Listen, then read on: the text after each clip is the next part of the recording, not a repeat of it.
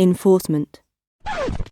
Moments before I had been physically, verbally, and mentally abused by my then partner, and I only escaped with the help of law enforcement.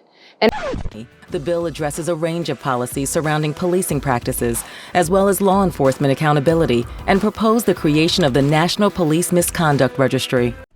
We know there have been studies done that show that for law enforcement themselves as people, there's higher incidence of domestic violence in their own homes.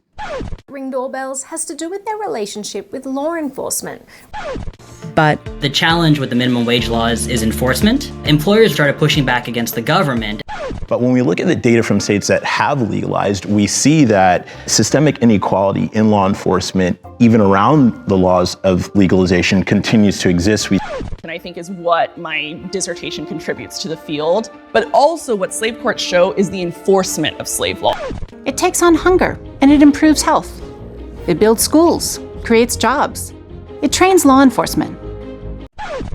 In 1994, the Violent Crime Control and Law Enforcement Act passed. You probably know it as the Crime Bill.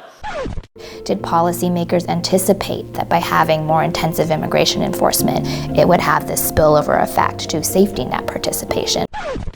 Enforcement.